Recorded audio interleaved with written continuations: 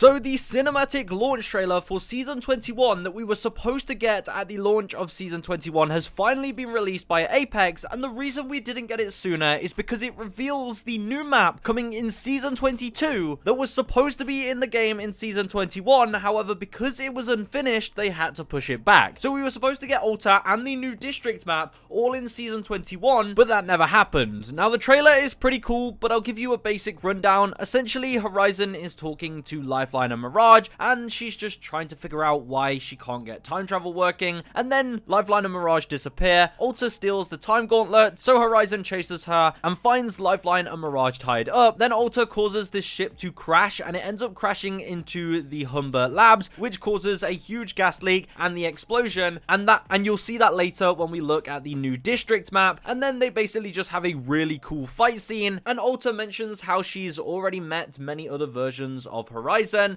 then she says, don't worry, I'm not here to hurt you, I actually know how to make time travel work, and then she vanishes off into the distance. So it doesn't really tell us much more, it basically just tells us everything we kind of knew. Alta showed up and she's going to help Horizon with time travel, probably because Horizon using time travel will end up destroying the world. But now Apex have officially shown us the new District map. We know a lot more of what's to come in Season 22, from new weapons to a breakdown of the new map. So let's get into it. We also know that we're going to be getting dual-wield P2020s in Season 22 because Alta can be seen in so much of her artwork and in animations in-game, including her lobby animation, holding two P2020s. It seems this was probably meant to release in Season 21 with the new map, but they wanted to hold it off because the map was delayed. They kind of delayed a lot of these cool updates. But the way a dual-wield P2020 will work is once you pick up one, you have the option to pick up another P2020 if you find it and hold it in the same inventory slot, giving you the ability to dual wield. So that's something exciting to look forward to. But also, like I said, the new District map is the main part of Season 22, which we now can see in the cinematic trailer.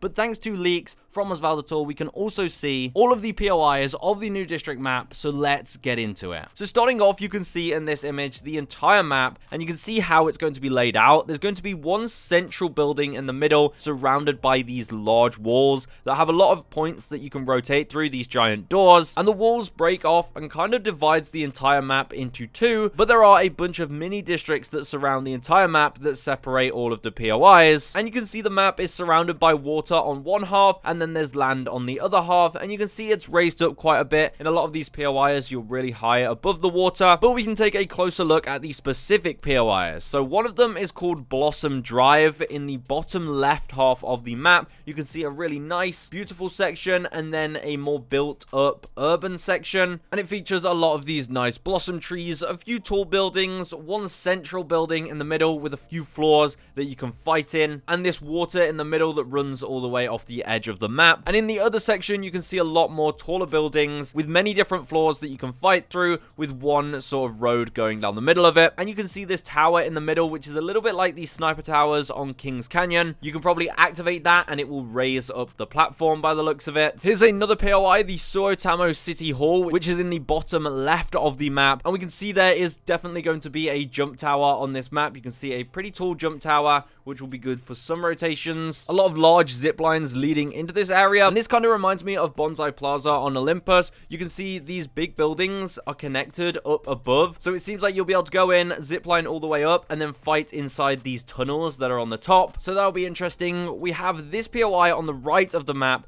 the Dry Dock Arcade, which looks a bit like the Mirage Artois. It's a giant boat docked on the edge of the map, but it is designed to be an arcade. So inside there might be some mini games that you can play, maybe some Nessie themed arcade games. I'm sure there'll be a ton of awesome Easter eggs there, but it seems like a really interesting POI to drop at, and it seems to be surrounded by some pretty basic buildings. But I love all the glowing neon lights. I like the whole vibe of this map, and this POI definitely shows that. We also have the Electro Dam, which is in the top left of the map. It seems like it's kind of built into the land, and that's as close to the mainland as you're going to get, and it's a very open multiple story POI where you can fight at. I can imagine this will end up being a mixtape map where you go in from both ends and you all fight in the middle. There's this cool ramp where you can slide down the water, and there is a gravity cannon at the bottom, so it does seem like there will be gravity cannons in this map as well. Maybe this is just part of the concept though. Of course it could be subject to change, but I really like this POI. A lot of elevation. I think this is going to make for some really awesome fights, but it is at at the edge of the map, so you're probably not going to see as many people drop here, and there probably won't be many zones that end here, but I really like the look of this POI. We also have Hillside, which again is really close to the land. It's on the very north side of the map. You have another jump tower here, so you can rotate in towards the middle of the map, and this POI has a few tall buildings around the side where you'll be able to get a small amount of loot, and then in the middle there's some zip lines that go to this large building where you can get on top of. Seems like there's probably going to be about 4 or 5 different floors to this building, a small balcony area, so this is going to be an interesting place. But again, it's at the very edge of the map. You have these cool waterfalls as well. I really like all the water and the nature that's involved in here, and you can see it will be surrounded by cliff sides that lead onto the mainland of Suotamo. As I previously mentioned, we have Humbert Labs. There's a giant jump tower that leads through the middle of Humbert Labs, so that's going to look awesome. It looks a lot like hydroponics on Olympus with these 2 curved tunnels that you can go inside, so that's cool. Then we have the Fan Slums, which is a small POI by the side of one of those large walls that leads to the center of the map. You can see here with this giant fan that you can probably go through. You can probably rotate through that or something. It seems like there's a ramp leading up to it. I'm not too sure. Maybe you can rotate through that. Who knows? That'll be a cool rotation point into the middle of the map. We also have Resort, which seems to be some kind of hotel that's on the bottom left of the map. It would be awesome if this was a giant building inside with multiple floors because it looks huge, but I assume a lot of this will probably be unplayable space. But I would love for them to have a really huge building where you can fight inside all of this. We will just have to wait and see for that, but it doesn't look like much will actually be going on here. But I reckon the inside of it will look really nice. We then have the street market, which is towards the bottom right of the map. It's surrounded by a lot of large buildings, so you're basically forced to fight in this central point. Again, it seems to have a similar layout to Turbine on Olympus at the center, where you've got multiple sort of levels, but they all go around in a big circle, so you can really be getting shot from all angles here. I'm not seeing any zip lines leading up to that big dome in the middle, so it looks like you won't be able to go up there, unfortunately. Then we also have this small POI, which is just to the side of the resort. And finally, there is going to be a stadium. You can see this stadium. It has a giant blimp hovering over it, so it seems like you'll be able to fight inside the stadium. A little bit like in Warzone, they had a giant stadium, and I think that could also make some pretty interesting fights. So that's a breakdown of the new district map coming next season, which you'll have to wait until August for, but I think it has potential to be the best Apex map just by the fact that it's absolutely beautiful, but also I think it's going to play really well with a lot of interesting buildings and elevation. I think they definitely put a lot of time into this, and the fact they haven't rushed it and they've given it a whole nother season before releasing it should hopefully mean good things. So what do you think of Season 22? Of course, we don't fully know yet all of the heirlooms and cool events and things like that are coming. We know there is also a Lifeline rework that I've already mentioned in a previous video, which could drop in Season 22,